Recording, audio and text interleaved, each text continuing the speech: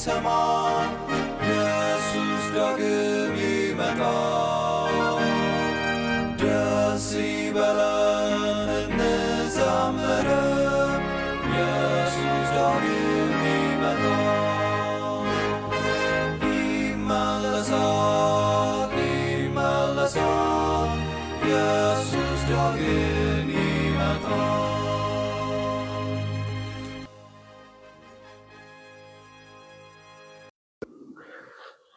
አጭር ጸሎት በማድረግ የዛሬውን የቃል ጊዜ እንጀምራለን። እንጸልይ። አምላካችን፣ ፈጣሪያችን፣ ሰሪያችን፣ አዳኛችን የሆንክ እግዚአብሔር እጅግ አድርገን ስለ ሁሉም ነገር እናመሰግናለን። ሕይወትን የሰጠህን አንተ ነህ። አንድ ተጨማሪ ቀን፣ አንድ ተጨማሪ ሰዓት፣ አንድ ተጨማሪ ደቂቃ በሕይወታችን ላይ እንዲጨመር የፈቀድክ አንተ ነህ። እጅግ አድርገን እናመሰግናለን።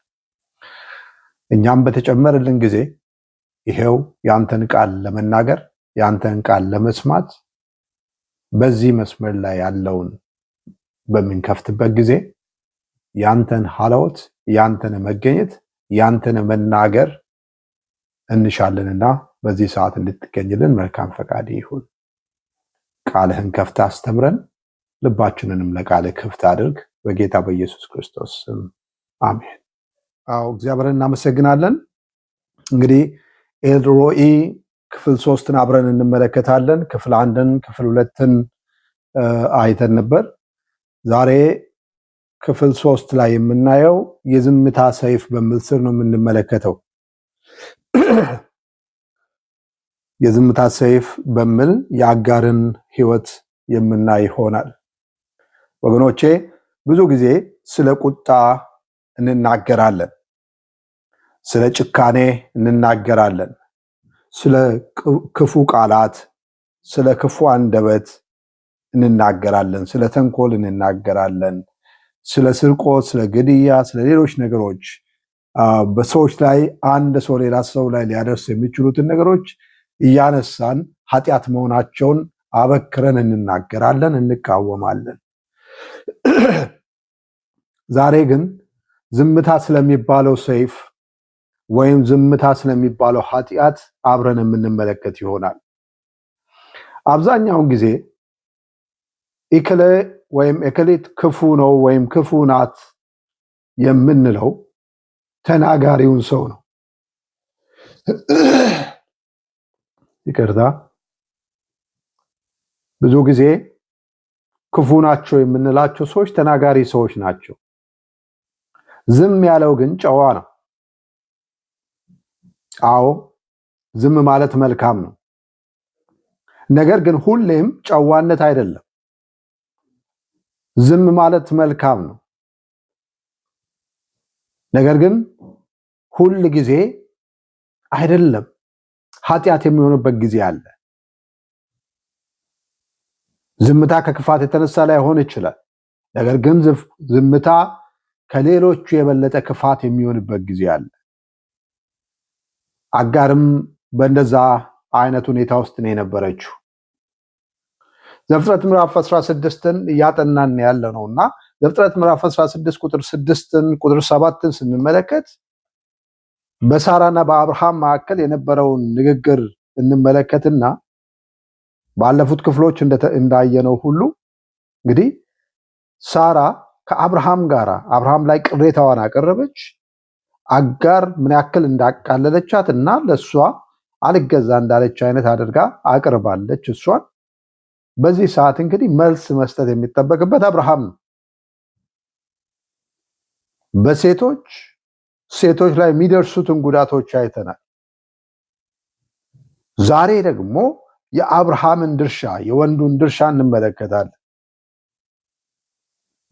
ሳራ ያንን ጥያቄ ባቀረበችበት ጊዜ የአብርሃም መልስ የነበረው ምንድን ነው? እነሆ ባሪያሽ በእጅሽ ናት አለ።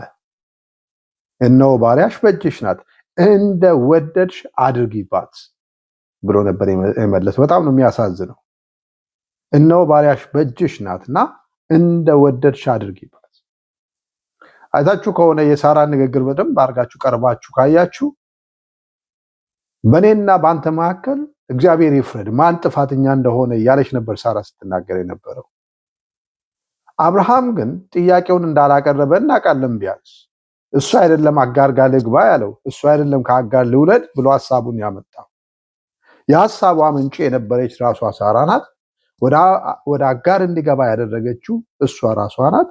አሁን ግን መታ በዚህ ጋር ስትደርስ በእኔና በአንተ መካከል እግዚአብሔር ይፍረድ ብላ ስትለው አብርሃም ምንድን ነው ያለው? እነሆ ባሪያሽ በእጅሽ ናት፣ እኔ የለሁበትም፣ እንደወደድሽ አድርጊባት። ተይ ማለት ስችል እሷ እኮ ይህን ነገር አልመረጠችም፣ ይህንን ነገር እሷ አልፈቀደችም። በእኔም ጥያቄ አይደለም የመጣው። ሲጀመር በዚህ ውስጥ ያመጣሽን ያስገባሽን አንቺ ነሽ። ስለዚህ ተያት። በእኛ ጣጣ ነው እሷ የተሰቃየች ያለችው፣ በእኛ ጣጣ ነው በዚህ ነገር ውስጥ የገባችው። በምክክራችን ውስጥ እሷ አልነበረችም ብሎ ስለ አጋር መከራከር ስኖርበት አብርሃም እነሆ ባሪያሽ በእጅሽ ናት፣ እንደወደድሽ አድርጊባት አለ። ከዛ በኋላ እንግዲህ ስታነቡት ሳራ አጋርን አሰቃየቻት ይላል። አብርሃም ደግሞ ጸጥ አለ። ለአጋር ከሳራ ስድብ ይልቅ የአብርሃም ዝምታ ያማታል። ምክንያቱም እሱ ቤቱን የሚመራ እሱ ነው።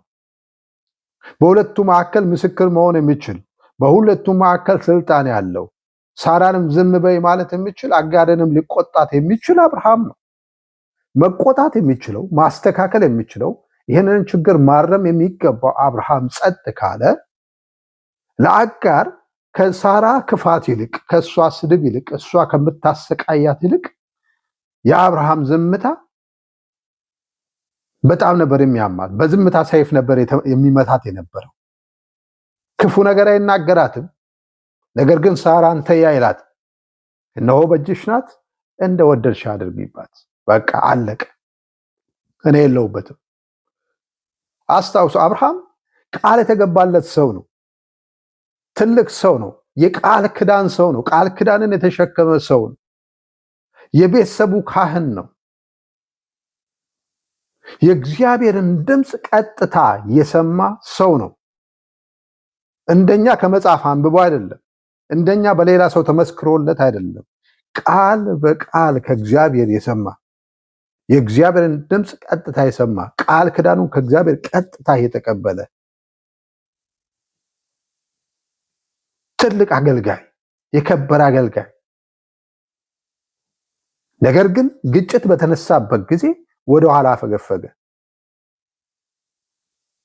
ወደ ኋላ ማፈግፈጉን ብቻ ሳይሆን ደስ እንዳሰኘሽ አድርጊያት።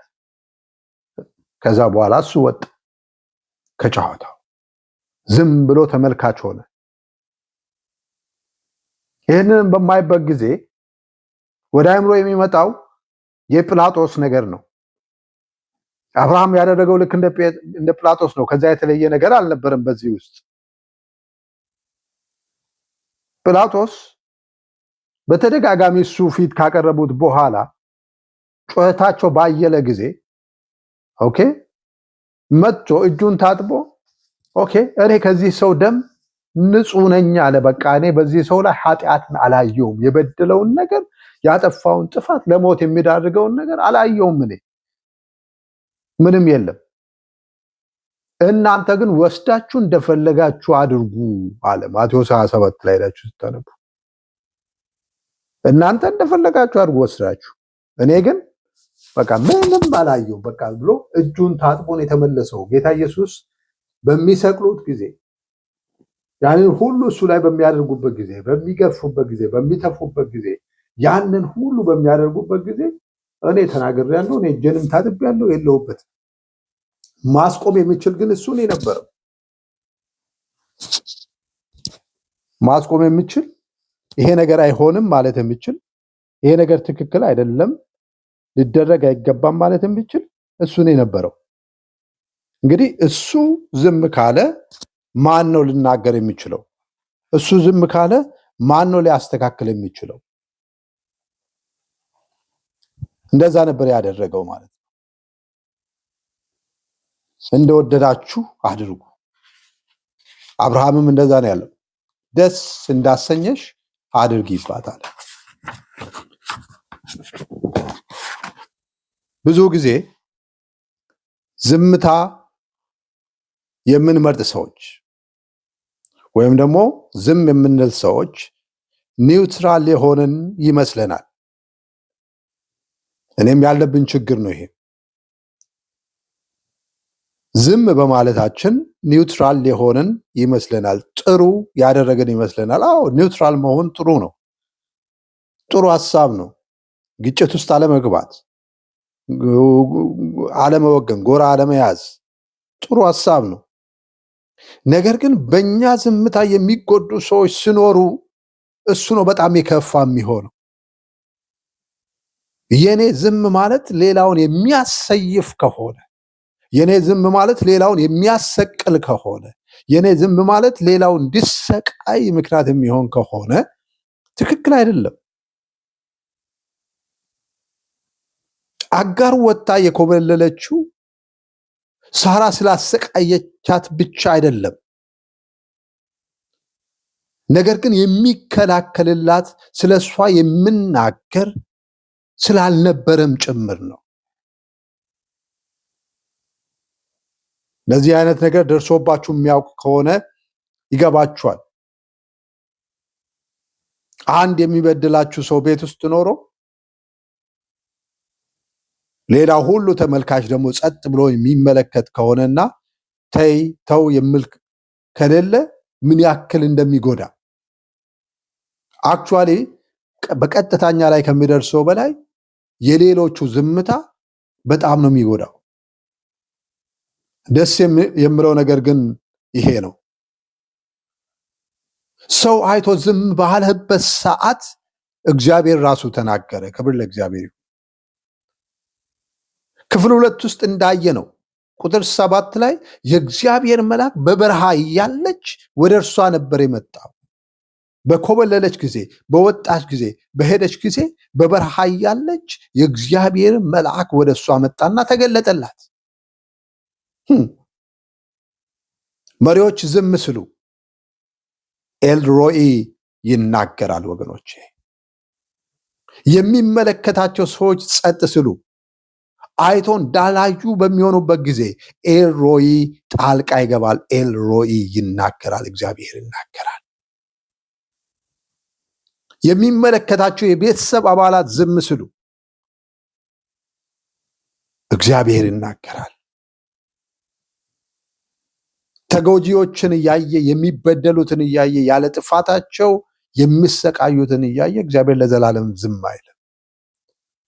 ስለዚህ አብርሃም ጸጥ ብልም የሚከተላት የሚፈልጋት ባይኖርም እግዚአብሔር ግን በዛ በረሃ መልአኩን ልኮ አጋርን እንዲያገኛት አደረገ። ክብር ለእግዚአብሔር ይሁን። በአጥማቂው ዮሐንስ ላይ ተመሳሳይ ነገር ተፈጥሮ እንደነበር እናስታውሳለን። ማርቆስ ምዕራፍ 6 ከቁጥር 21 ጀምሮ እስከ 28 ስታነቡ ሄሮድስ አንድ ታላቅ ግብዣ አዘጋጅቶ እንደነበር ታሪኩ ይነግረናል። በዛ ባዘጋጀው በቃ ድል ያለ ግብዣ ላይ ታላላቅ የሚባሉት ሹማምንቶች ሁሉ ተሰብስበው ነበር፣ አንድም ሳይቀር። እነሱ ሲበሉና ሲጠጡ፣ እነሱ ሲደሰቱ፣ እነሱ ሲጫወቱ የእግዚአብሔር አገልጋይ የሆነው ዮሐንስ ደግሞ በሰንሰለት ታስሮ እስር ቤት ነበር የሚገኘው ያለ ጥፋቱ። በዚህ መሃል ለንጉሱ አንድ ጥያቄ ቀረበ። ለማሳጠር ያክል ታሪኩን ታውቁታላችሁ። በመሃል ለንጉሱ አንድ ጥያቄ ቀረበ። የቀረበው ጥያቄ ምንድን ነው? የዮሐንስን ራስ ቆርጠ በሰፌድ ላይ አድርገ ስጠኝ የሚል ጥያቄ ነው የመጣው። በጣም ከባድ ጥያቄ፣ በጣምም አሳፋሪ የሆነ ጥያቄ፣ እንደ ሀገር አሳፋሪ ጥያቄ፣ እንደ ሕዝብ አሳፋሪ ጥያቄ።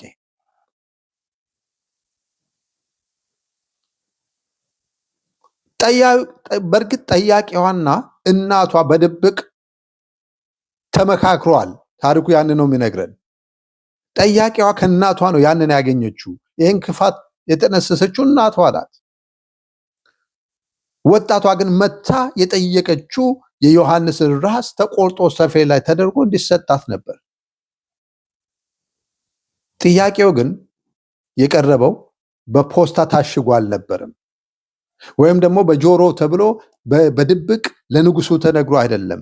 በአደባባይ ሁሉም ሹማምንቶች እየሰሙ ለግብዣ የተቀመጠው ሁሉ በሚሰማበት ነበር ጥያቄው የቀረበው። በዚህ ውስጥ አስቡ፣ የወጣቷ ኃጢአት ግልጽ ነው። የእናቷ ኃጢአት ግልጽ ነው። የንጉሱ ይሄንን ትእዛዝ ለማስፈጸም መስጠት ኃጢአቱ ግልጽ ነው፣ ይታወቃል። ነገር ግን በግልጽ የማይታወቀውና ትልቁ ኃጢአት ግን የሹማምንቶቹ ዝምታ ነው የነበረው። እንዴት ከዛ ሁሉ ቤቱን ከሞላ ባለስልጣን አንድ ሰው እንኳ እንዴት አልተቃወመም? እንዴት አንድ ሰው እንኳ ይህ ተገቢ አይደለም የሚል ሰው እንዴት ነው የጠፋው? አግባብነት ያለውን ጥያቄ እና አግባብነት የሌለውን ጥያቄ፣ አግባብነት ያለውን ውሳኔ ፍርድና ወይም ትእዛዝና አግባብነት የሌለውን ትእዛዝ ለይቶ የምናገር ከዛ ሁሉ እንዴት ይጥፋ? ስለዚህ ዮሐንስ በሄሮድስ ሰይፍ ብቻ አይደለም የሞተው፣ በዝምታ ሰይፍ ጭምር ነበር የተገደለው። በሹማምንቶቹ ዝምታ፣ በሀገር ገዢዎቹ ዝምታ፣ ለግብዣ ተጠርቶ እዛ ቁጭ ያሉት ሰዎች በሙሉ ባሳዩት ዝምታ ከንጉሱ ጋር መተባበራቸውን፣ ከጠያቂውና ከጥያቄው ጋር መተባበራቸውን የሚያሳይ ነው የነበረው። ወገኖች፣ ለዛ ነው ዝምታ ሰይፍ ነው ያልኩት። ብዙ ሰዎች በዝምታ ሰይፍ የተጎዱ ናቸው፣ የቆሰሉ ናቸው። ወገኖቼ፣ በአብርሃም ዝምታ ውስጥ አጋር እንደቆሰለች፣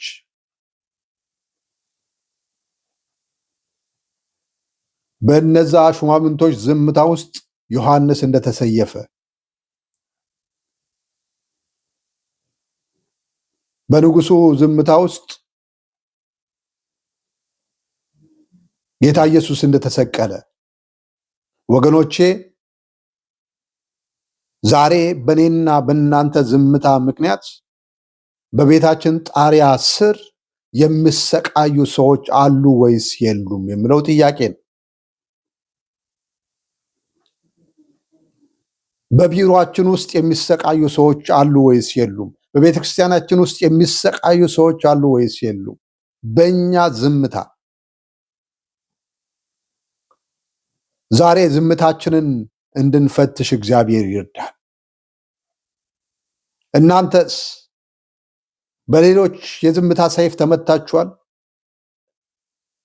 በሌሎች የዝምታ ሰይፍ ቆስላችኋል? ኤልሮኢ ያያል። ያንን ነው እግዚአብሔር ዛሬ የምናገረው።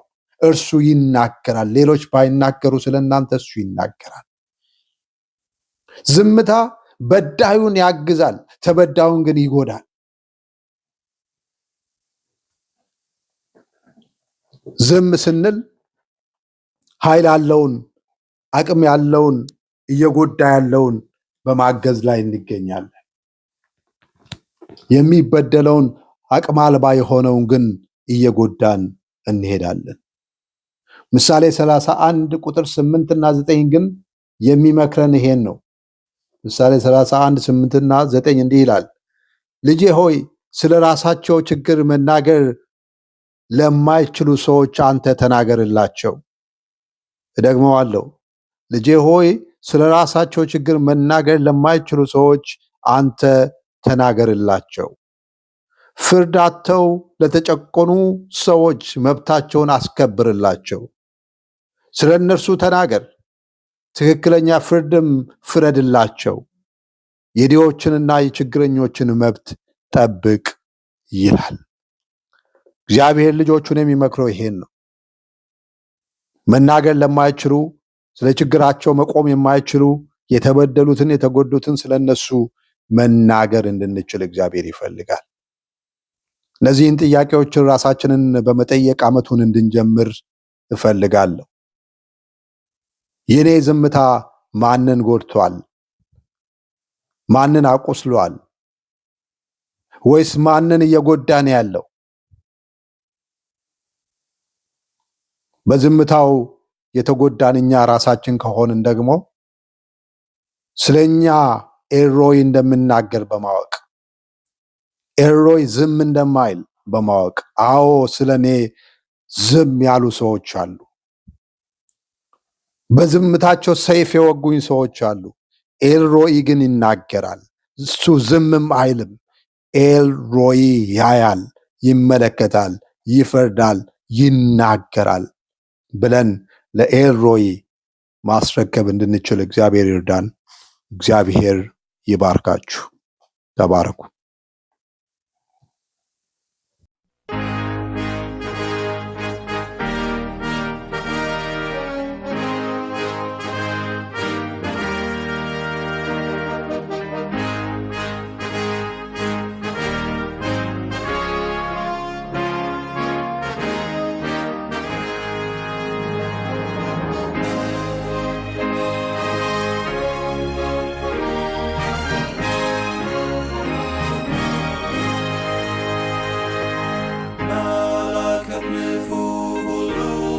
ሰማ ኢየሱስ ዳግም ይመጣል።